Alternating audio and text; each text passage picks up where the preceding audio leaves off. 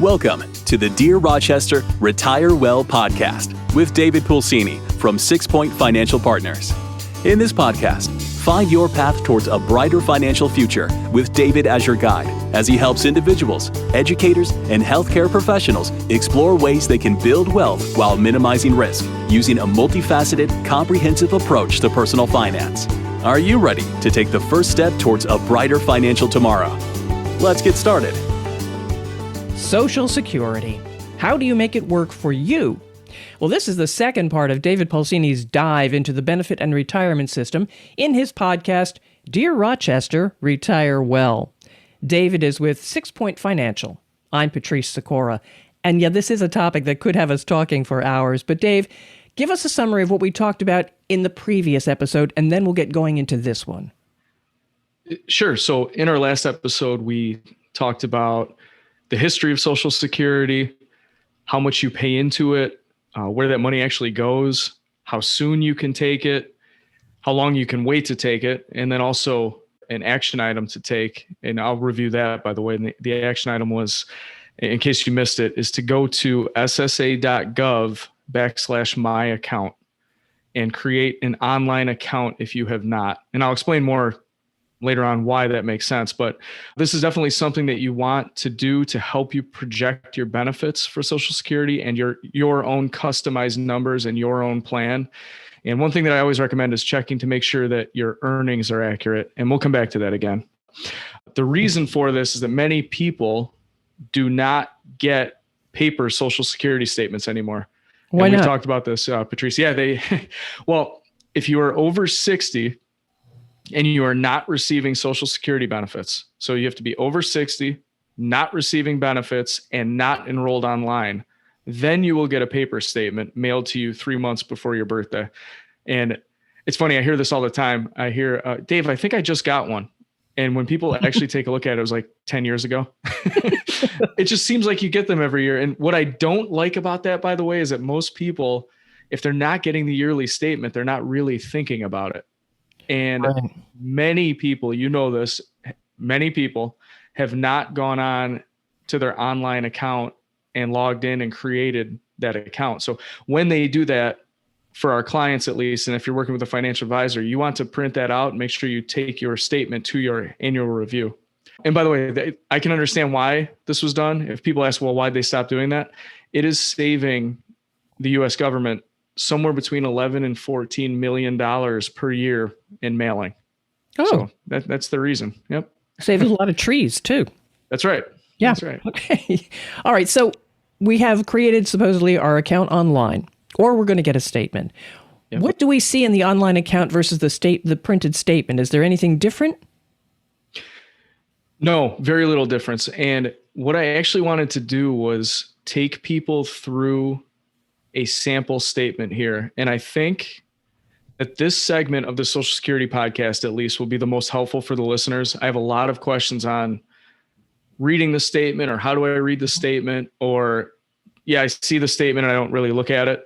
I wanted to walk through a sample statement, and we'll help do that now. And I must say, we will have that sample statement linked in the show notes.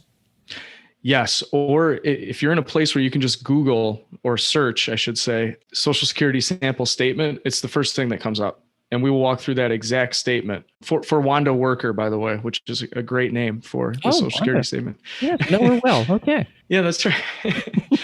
As you know, Social Security dollar amounts are going to be different for every person, but the concepts that we will cover will apply to almost everybody. And notice that I said almost everybody, Patrice. There's always somebody who has a different situation, so I need to give the little disclaimer. This sample, if you're looking at a sample statement, the first thing that stands out right away when you look at it is a large bolded number in the upper right. And that's the dollar amount that it says that you will get at full retirement age. So the full sentence reads, your payment would be about, and it's some number, a month at full retirement age. In Wanda Worker's case, by the way, it's your payment would be about $2,061 at full retirement age. That's a month. And that's per month. Yep. It says a month right on there. If you stay on that front page, obviously you'll see the name, the date, This sample statement, by the way, is very recent, January 2nd, 2021. So we wanted to be current with this.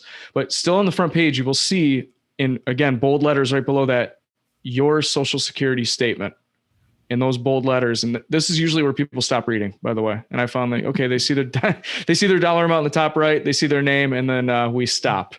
That is where financial advisors, we want to go through this with our clients to make sure that everything is correct and we're going to get the most out of it, which again, we'll talk about. But let's talk about two things in this, your Social Security statement paragraph.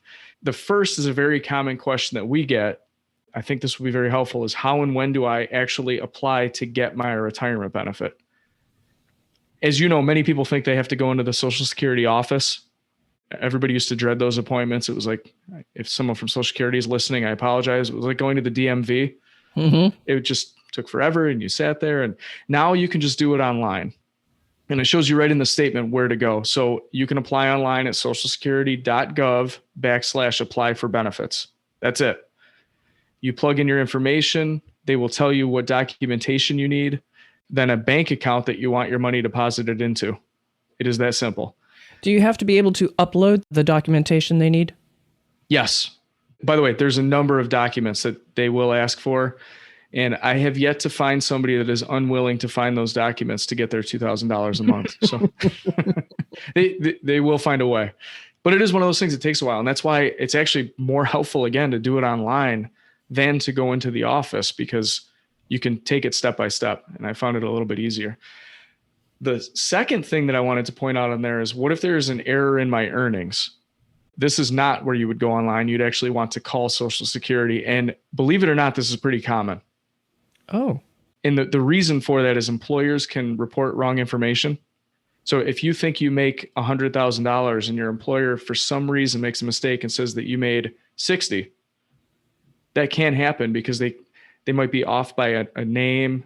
They might use the wrong name, or even off by one number in your Social Security number in the reporting. So it's very easy to check, and we'll get back to that on how you can look at that. But a quick bonus fact on here, because it talks about Social Security numbers. I have had this question before.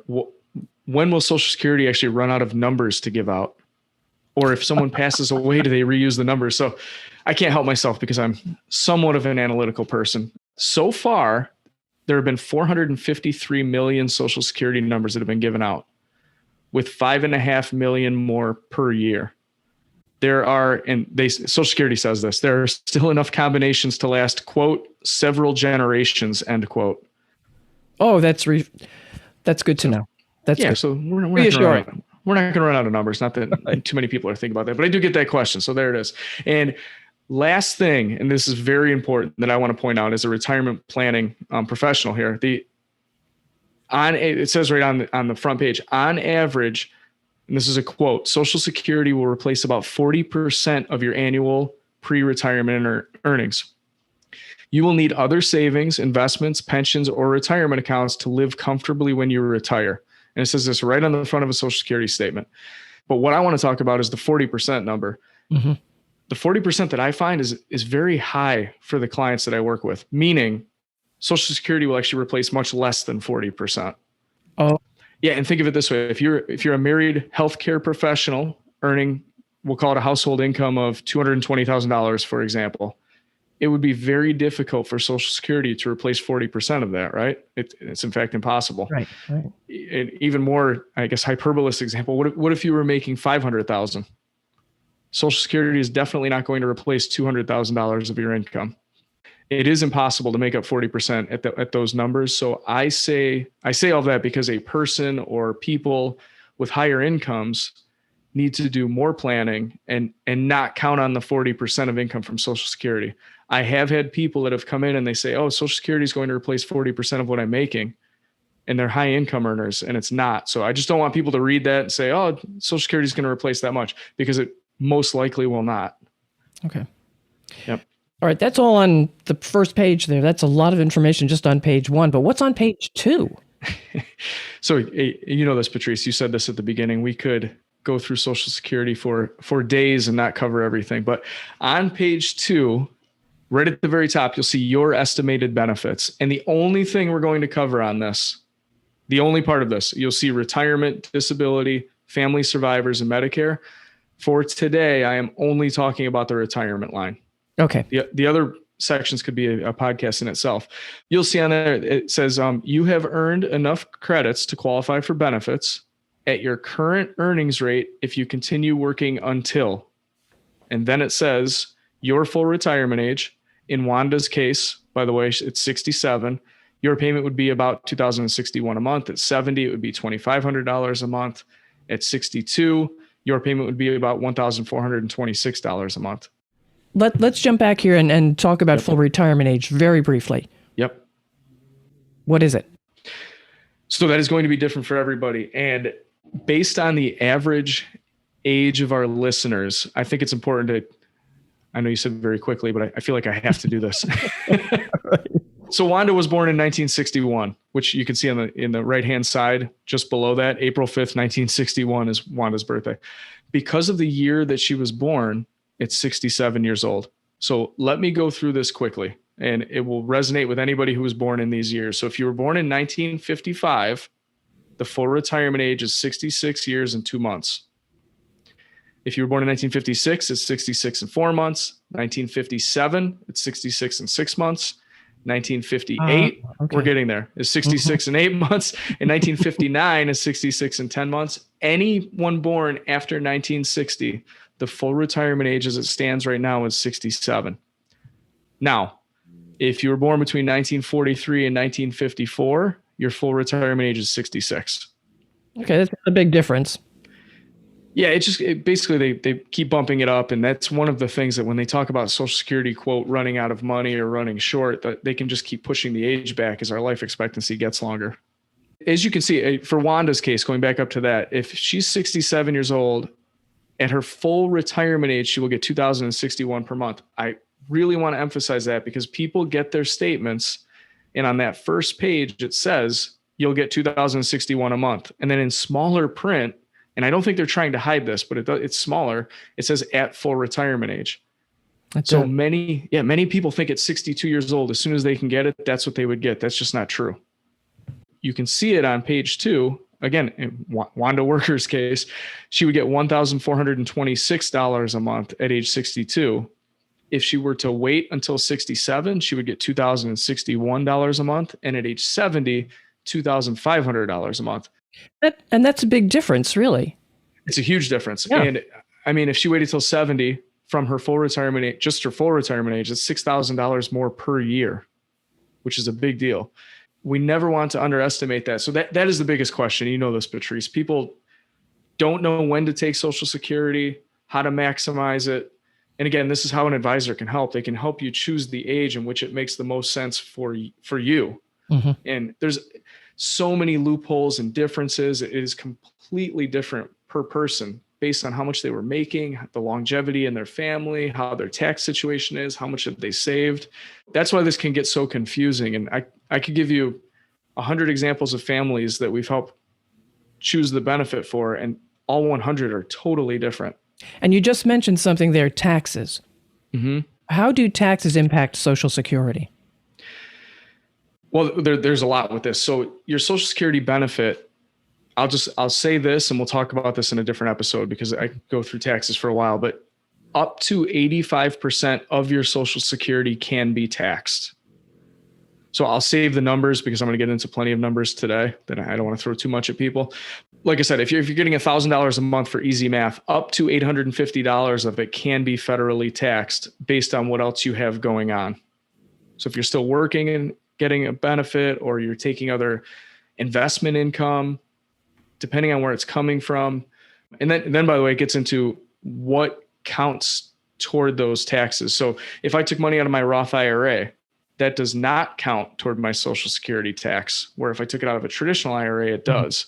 So again, this gets confusing. We'll come back to that at a different time, but just remember that up to 85% of it can be taxed. And the optimistic way to look at it, by the way, is 15% of it is tax-free, no matter what. And I like that. True. We like tax-free money. Let me mention this before we go on to page 3, but this is where, again, people see the first number on page 1 in the upper right. Many people, I'll give people more credit, will flip over and look at these numbers here. how much would I get for retirement and these other numbers. That is really where people stop. I'm not sure I've found anybody that's read this, how your benefits are estimated. Social Security tries to make it simple for us to understand. Let me just read this to our audience so that they don't have to do it themselves. Because I know people won't. So here we go. This is all on page 2, people. On page This is all just on page 2. And believe me, I'm not going to read page 3 through 6 either. This is the only part I'm going to read because I don't want to bore you, but this is a lot. I'm going to quote just the first paragraph, and that's it. But to qualify for benefits, this is quote, to qualify for benefits, you earn credits through your work, up to 4 each year. This year, for example, you earn 1 credit for each $1,470 of wages or self-employment income. When you've earned $5,880, you've earned up to 4 credits for that year. Most people need 40 credits earned over their working lifetime to receive retirement benefits. For disability and survivor benefits, young people need fewer credits to be eligible. We checked your records to see whether you have earned enough to qualify. If you haven't earned enough to qualify yet for any type of benefit, we can't give you an estimate for now. If you continue to work, we'll give you an estimate when you do qualify. What we assumed, this is important, by the way, if you have enough work credits, we estimated your benefit amounts using your average earnings over your working lifetime.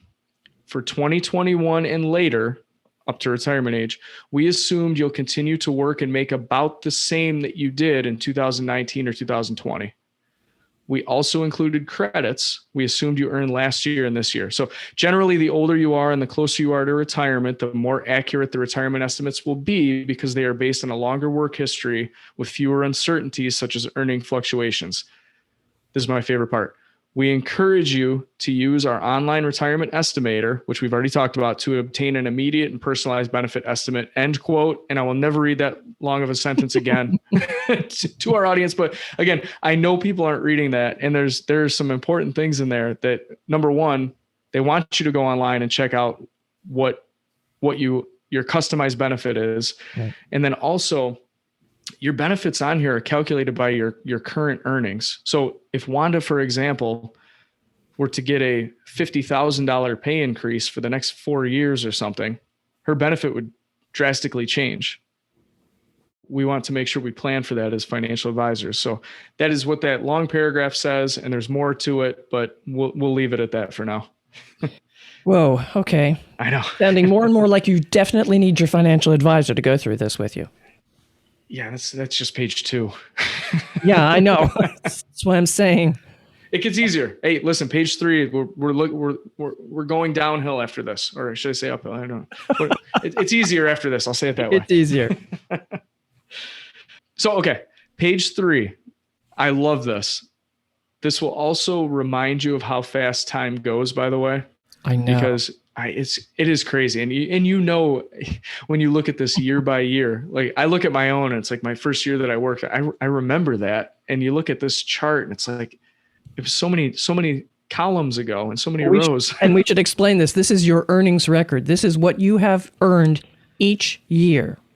That's right. Again, this section's called, it says right in bold letters, your earnings record, and it lists year by year what you have earned for the purposes of Social Security, by the way.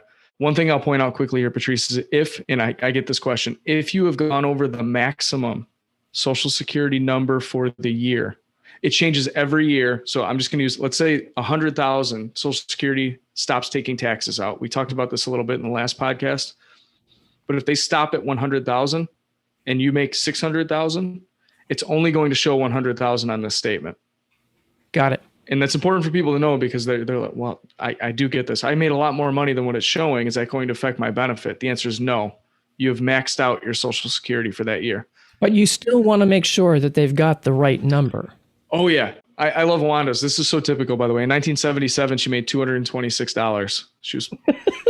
I'm assuming she was a lifeguard at a local YMCA pool or something back then. And she made $226. I like guessing at what people do back then.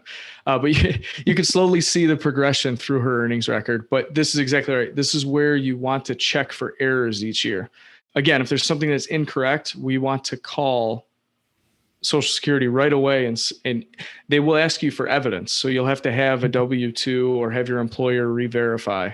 And we've had to do that a few times. Oh, The next paragraph, I like this in between these green lines, and it's total Social Security and Medicare taxes paid over your working career through the last year. So again, many people don't make it this far and they have no idea what they've paid in, but I thought this was interesting. Yeah. So you can see Wanda over her career has paid in $73,110 into Social Security. But also look what the employers pay. I know. Yeah. So remember I mentioned in the last podcast about like business owners and small business, they pay a lot into Social Security for us. So your employers are also matching that, unless, remember, you are self-employed, then you are paying both. Right. Right. And then the Medicare, don't underestimate Medicare. On the right-hand side, Wanda paid $17,585 into Medicare, and her employer paid the same. I always think that's interesting to see how much people have actually paid into it. Mm-hmm. I don't know if you remember the discussion a few years ago about, well, it's ongoing constantly, but privatizing Social Security. This is what they were talking about. Would Wanda be better off if she just saved her own $73,000 into her own IRA and was able to invest it? Who has that discipline, though? Who has that discipline to do it themselves? Yeah, well, probably the people that are complaining about it. So, hey, I think a lot of people actually would if they got on the right path, but you're not wrong. And again, it's 7% of your salary, right? Up to a certain amount. It is a forced savings, which is a good thing about Social Security. That is the end of page 3. I told you it would get easier. Yep, that was fast on 3. Yeah, okay. And 4 is even easier. But page 4, I think that some of this is interesting. It's some facts about Social Security, and we've covered a lot of this. But one section that I wanted to point out is on the right-hand side, and it's called "Receive Benefits and Still Work." I was just looking at that. Nice. All right, good. And that's if you were to look at this page, that's what's going to stand out. And it's a common question that we get. If you were to take your benefits early, and when I say early, I mean before your full retirement age, and you are still working, there are income limits that you definitely want to be aware of. For 2020, those who are younger than their full retirement age, throughout the year, you can earn up to $18,240 per year without losing any benefit. After that, and I'll get into the numbers in a second to make it relevant. After that, you'll lose $1 of annual benefits for every 2 that you make above that threshold. If you're 63 years old and you're taking Social Security and you make $40,000 that year as an employee, and again, you're collecting Social Security, you make $40,000, your benefit would be reduced by about $11,000. The point of this is you really don't want to be working if you are before your full retirement age and making a decent amount of money, I'll say, because most of the time it makes it pointless to take your benefit early then. You would have rather waited. I was going to say, why would you take it early if you were still working? Yeah, and there are actually, again, Patrice, this gets back into some loopholes. There actually may be some reasons to do that. I've had people that have been diagnosed terminally ill. I've had people you're still actually credited this amount back onto your Social Security benefits later. And a lot of people, we talked about this before, they just say, I just want my money. I want to know that I'm getting paid. There are some reasons, but the important part of this is once you do reach your full retirement age, based on the numbers that I threw out earlier, at the age that we mentioned, you can earn however much you want with no reduction. We'll go back to Wanda's. Wanda's full retirement age is 67. If Wanda makes 67, at 67, if she makes $1 million, she can still take her full Social Security with no reduction. Okay. One other thing on this. Many people that we work with, they don't just retire on January 1st. Mm-hmm. They retire whenever at some point throughout the year, and then they claim their Social Security benefit. The earnings for that year that you had prior to claiming will not count toward that number. They will not penalize you. They will not penalize you for that. Yep. All right. One last thing on page 4, and then we'll be done with this statement, is called Before You Decide to Retire. And the first sentence is carefully consider the advantages and disadvantages of early retirement. If you choose to receive benefits before you reach full retirement age, your monthly benefit will be reduced. One thing that I cannot emphasize enough, just because I've seen this hundreds, if not thousands of times, is that retirement and taking Social Security are 2 totally different things. Even if you just read the Social Security statement, it looks like they're saying when you retire, take Social Security. That is so not true. Right. We have many people that retire at 55 or 60 years old, and they don't take their Social Security until they're 70. Mm-hmm. And remember, Social Security is a part of the overall retirement plan. It's a very important part, and it's a great plan. It's just, remember, it's a part, and all these different moving parts work together when you are doing full retirement plan. And obviously there are many rules and options and ways to get the most out of it. And I mean, I hate to say it this way, but, or not get the most out of it. And we can't really correct it afterwards. So whenever we're working with a client, and any advisor should be doing this, we are planning to get the most from our Social Security well in advance of all of this stuff happening. There's so much here, Dave. Like you say, people should go online, they should get their statement, look through the statement, really read it. There's a lot of information here. But you just said something that sparked an unfortunate question.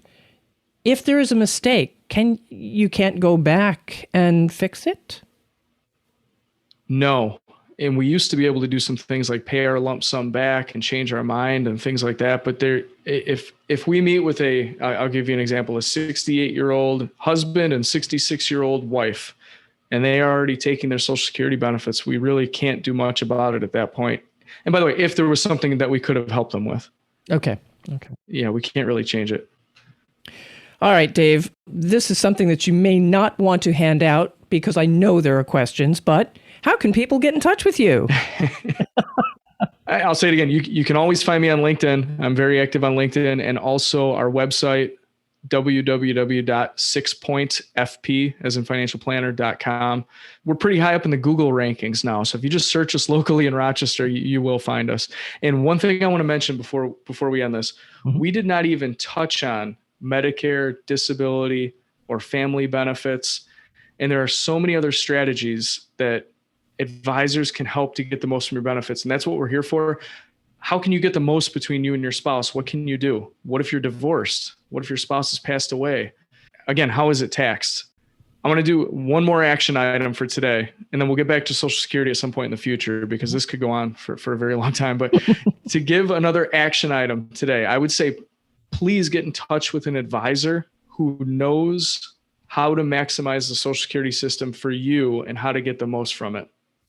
And that's my action item. Get a hold of somebody that knows what they're doing with this that can help you. All right. Get a hold of somebody, look at your statement. And of course, listen to all the episodes of David Pulcini's 6 Point Financial podcast, Dear Rochester, Retire Well. You can subscribe and share with the buttons on this page. I'm Patrice Sikora, and let's talk again later. Thank you for listening to the Dear Rochester, Retire Well podcast. Click the subscribe button below to be notified when new episodes become available. The information covered and posted represents the views and opinions of the guest and does not necessarily represent the views or opinions of 6 Point Financial Partners. The content has been made available for informational and educational purposes only. The content is not intended to be a substitute for professional investing advice. Always seek the advice of your financial advisor or other qualified financial service provider with any questions you may have regarding your investment planning. Securities offered through American Portfolios Financial Services, Inc., APFS, member FINRA SIPC. Investment advisory services offered through American Portfolios Advisors, Inc., APA, an SEC-registered investment advisor. 6 Point Financial is not affiliated with APFS and APA. This material is for informational purposes only. Neither APFS nor its representatives provide tax, legal, or accounting advice. Please consult your own tax, legal, or accounting professional before making any decisions.